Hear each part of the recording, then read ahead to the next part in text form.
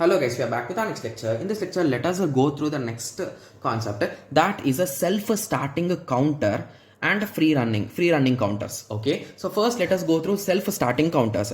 So basically, which counter is called a self-starting counter? Okay, so the logic here is, so you will be having counters, right? So let me write down an example here itself. So 7, 8, 3, 1, 2, 5, 0, and it's connecting to that, assuming that way. Okay, yes.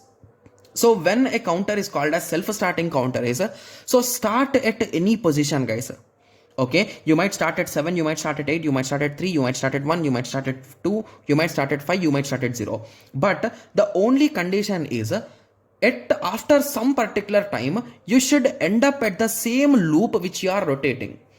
Okay, so assume that if I start at 7, so after some time I will end up in the loop 3 1 2 5 0 3 1 2 5 0. So in that way I will loop inside this, right? So these kind of things, these kind of counters are nothing but self-running, guys. So if you observe, anywhere you start, so you can start at 7 8 3 1 2 5 0, anywhere you start, at the end you will fix in this loop only, right? Yes. So these kind of counters are simply called as a self-starting counters. So a counter is said to be self-starting if it provides the counting sequence irrespective of the initial states. That's it. So start anywhere, enter the same loop, in my words, right? Yes. So is this a self-starting counter? The answer is yes, because anywhere you start you will end up at the same loop. Similarly here also.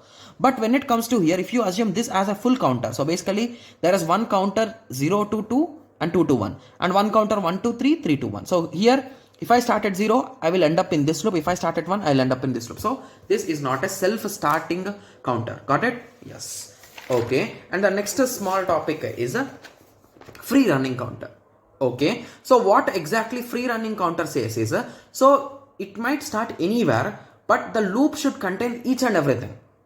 Okay. So here if you observe, if I start at 0, 0, 1, 2, 3, 0, 1, 2, 3. If I start at 1, 1, 2, 3, 0, 1, 2, 3, 0. Similarly, if I start at 2, 2, 3, 0, 1, 2, 2, 3, 0, 1, 2, like that, right? Yes. Similarly, if I start at 3, 3, 0, 1, 2, 3, 0, 1, 2, like that. So basically, if I start anywhere, I will end up at the same loop and each and every element is covered, right? Hence, it is free running. Whereas it comes to here, if I start at 0, 0 will be there. But after, if I start at any other point, I will not enter 0 at any moment of time. Hence, this is not self-running. So basically, everything should be covered in each and every loop. So that is a free running.